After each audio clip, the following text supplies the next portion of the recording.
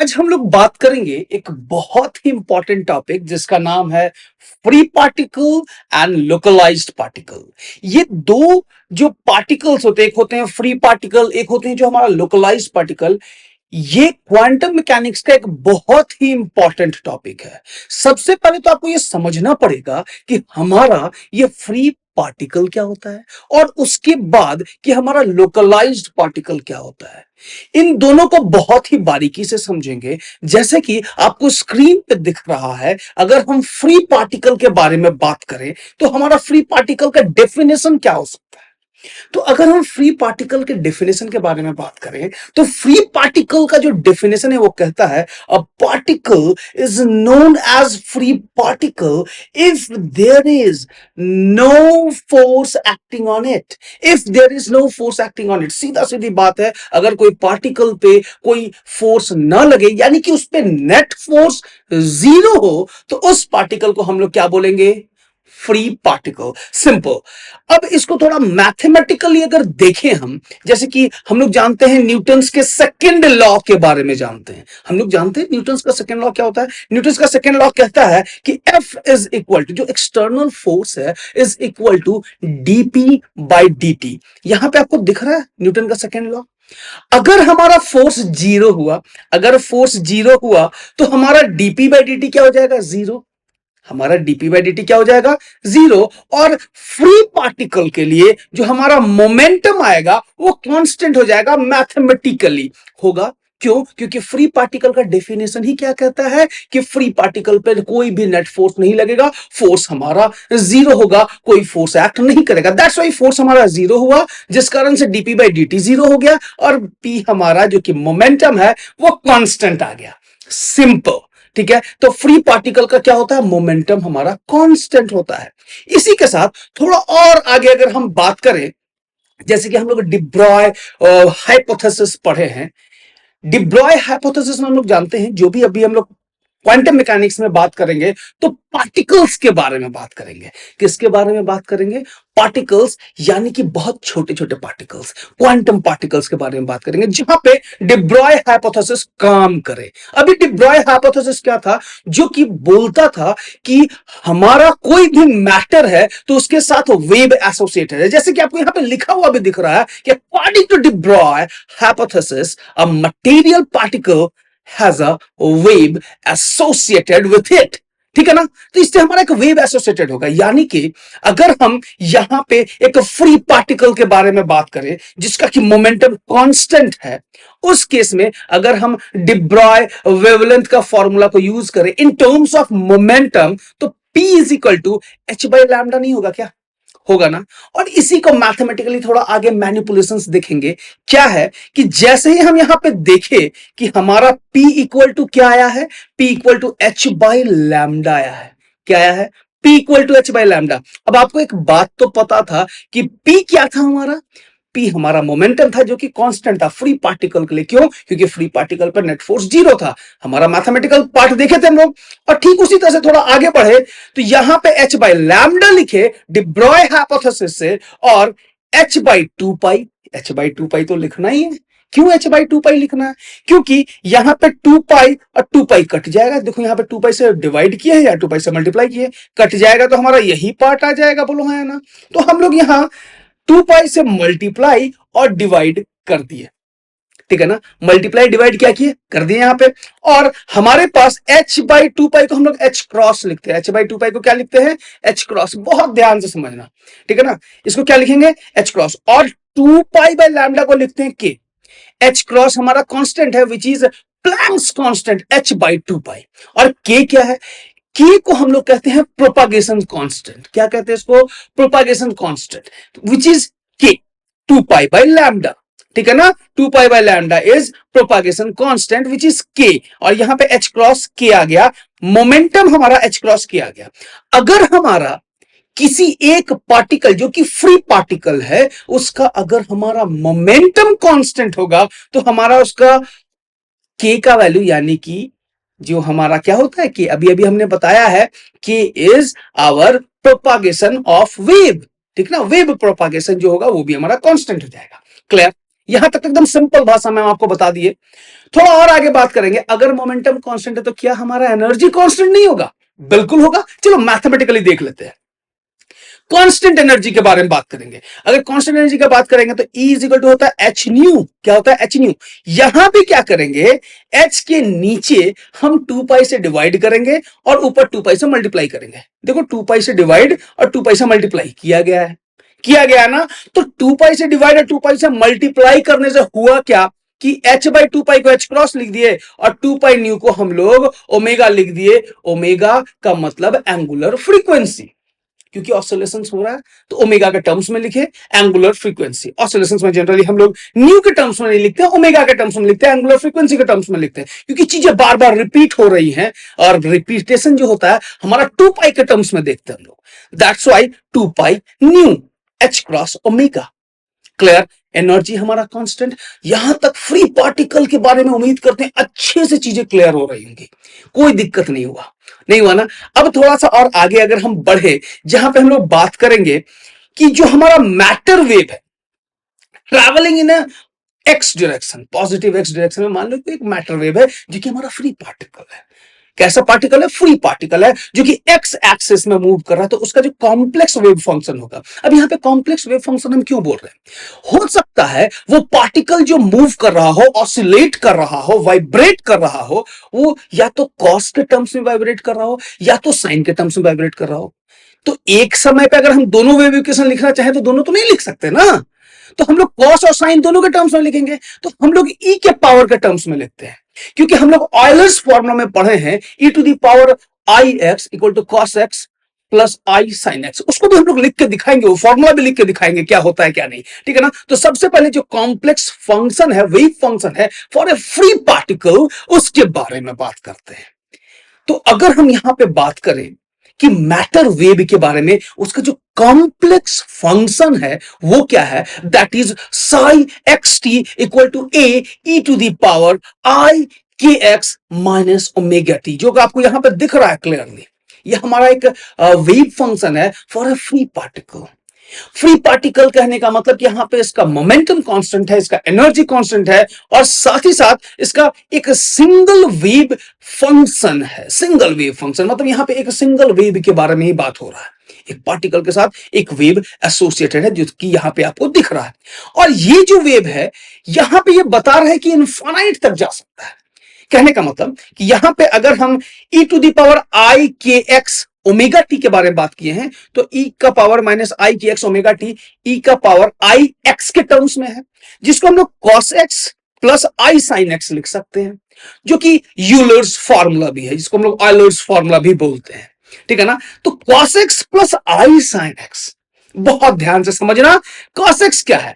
ये एक ऐसा वेव है जो कि कभी एंड ही नहीं होगा। अगर हमारा कॉस्ट चल रहा है चल रहा है चल रहा है तो चलता जाएगा, इनफाइनाइट टाइम्स तक चलता जाएगा। वो बायां साइड भी इनफाइनाइट टाइम्स तक जाएगा, दाहिना साइड भी इनफाइनाइट टाइम्स तक जाएगा। ये हमारा कंटिन्यूअस वेव होगा जो कि प्लस इंफिनिटी से लेकर माइनस इंफिनिटी या फिर माइनस इंफिनिटी से लेकर प्लस इंफिनिटी तक चलता ही जाएगा। मतलब कि पार्टिकल जो कि फ्री पार्टिकल है, उसकी जो होने की, प्रेजेंट होने की जो संभावना होगी वो माइनस इंफिनिटी से प्लस इंफिनिटी तक जा सकती है।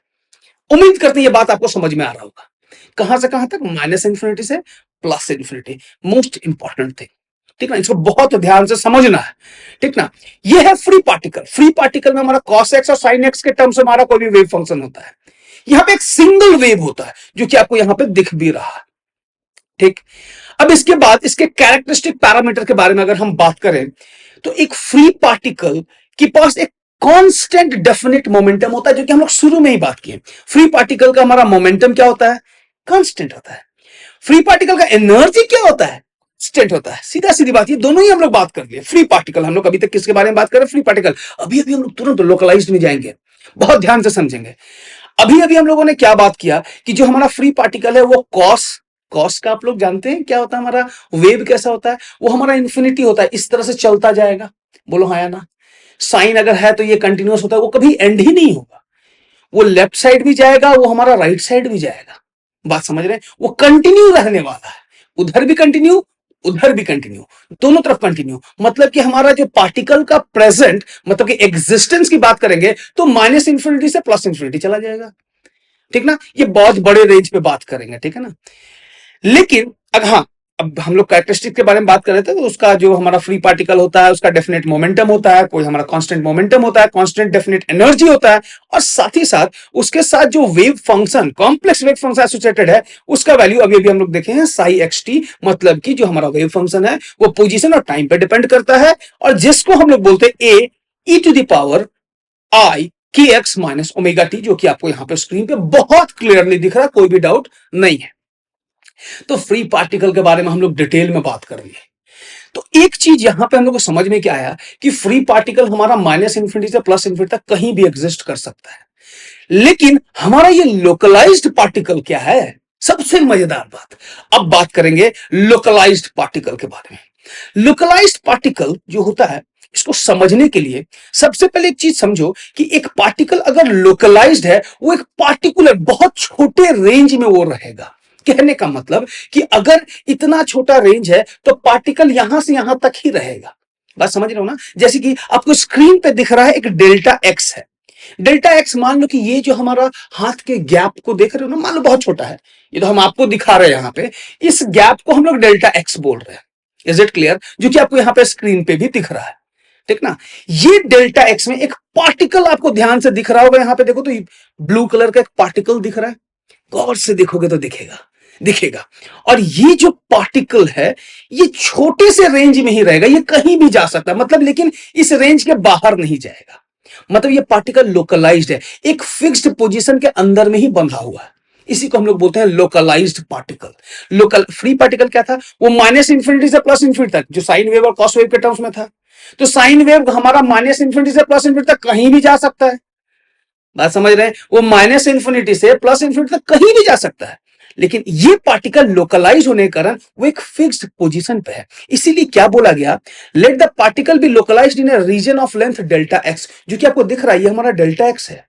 इस रीजन में हमारा पार्टिकल क्या है, लोकलाइज्ड है। मतलब ये पार्टिकल इस जगह पे कहीं भी हो सकता है। अगर हम एनिमेशन के तौर पे देखें ना, देखो ये पार्टिकल मूव कर रहा है, देख रहे हो, ये कहीं भी जा सकता है। ये इस पोजीशन से लेकर के यहां पे कहीं भी रह सकता है। ये इसका पोजीशन यहां भी हो सकता है, यहां, लेकिन इसके बाहर नहीं होगा, इस वेव के बाहर नहीं होगा। ये छोटा सा वेव इसी जगह पे रहेगा, एक छोटे से जगह पे वो मतलब कि कंसाइज रहेगा, मतलब एक ही जगह पे वो फिक्स रहेगा, वो वहीं पे आगे पीछे होता रहेगा, ठीक ना। लेकिन हाँ, इसके बाहर वो नहीं जाएगा, इस चीज को समझना। तो delta x in one dimension space, ये वन डायमेंशन स्पेस है। एक्स के बारे में बात करें तो मानते कि एक्स में ही होगा ये। The wave function is zero everywhere. इसका वेव फंक्शन, इस लोकलाइज्ड पार्टिकल का वेव फंक्शन हर एक जगह जीरो होगा, except in the region delta x. इस डेल्टा एक्स रीजन के अलावा कहीं भी अगर आप चले जाते हैं तो वो हमारा जीरो होगा इसका वेव फंक्शन। इसका मीनिंग क्या है? इसका मतलब कि ये पार्टिकल इस रीजन को छोड़कर बाहर कहीं नहीं मिलेगा। कहीं भी किसी पार्टिकल का अगर वेव फंक्शन जीरो हो रहा है, इसका मतलब वो पार्टिकल वहां है ही नहीं। पार्टिकल अगर है ही नहीं तो वेव फंक्शन जीरो, पार्टिकल अगर है तो वेव फंक्शन हमको मिलेगा वहां पे। तो जो वेव फंक्शन है वो सिर्फ इसी रीजन में आपको एक वैल्यू देगा, एक फाइनाइट वैल्यू देगा, अदरवाइज हर एक जगह पे हमारा ये वैल्यू जीरो आएगा। क्लियर? वेव जो है, ये पार्टिकल का वेव जो छोटा सा है, लोकलाइज्ड जगह देख रहे, एक छोटा सा लोकलाइज्ड जगह जहां पे ये पार्टिकल घूम रहा है, मूव कर रहा है, ठीक है ना, उसके बारे में बात की है। In the region delta x, the wave function should have an oscillatory character and a wavelength. बिल्कुल दिख रहा है, एक वेवलेंथ के जैसा दिखेगा और एक ऑसिलेटरी कैरेक्टर भी था, ठीक ना। Such a wave of finite extent, मतलब इसका एक्सटेंट बहुत, रीच तो बहुत दूर तक नहीं है, जैसे कि हमारा फ्री पार्टिकल का रीच था माइनस इंफिनिटी से प्लस इंफिनिटी तक था। क्योंकि कॉस थीटा क्या होता है, कॉस एक्स क्या होता है, नेगेटिव एक्स से पॉजिटिव एक्स तक इंफिनिटी में चले जाओ वो हमारा जाता रहेगा। तो मतलब पार्टिकल का एग्जिस्टेंस हमारा माइनस इंफिनिटी से प्लस इंफिनिटी तक रहेगा। लेकिन इसका लोकलाइज्ड पार्टिकल का जो हमारा एग्जिस्टेंस है वो फाइनाइट है, वो फाइनाइट एक्सटेंट तक ही वो रह सकता है, लोकलाइज्ड है। इसका मीनिंग क्या है, हमारा पार्टिकल क्या है, लोकलाइज्ड है, एक बहुत छोटे रेंज में रहेगा। Such a wave of finite extent is called wave packet. यहां पे जो हमारा छोटा सा जगह पे जो हमारा पार्टिकल रह गया, ये छोटे जगह पे जो हमारा वेव बना है, ये एक सिंगल वेव के कारण तो नहीं बना है। इस पार्टिकल के साथ नंबर ऑफ वेव्स एसोसिएटेड है। लोकलाइज्ड पार्टिकल का यही खासियत है, इसको बहुत ध्यान से समझना। लोकलाइज्ड पार्टिकल में, फ्री पार्टिकल में एक वेव, एक वेव फंक्शन, ठीक ना।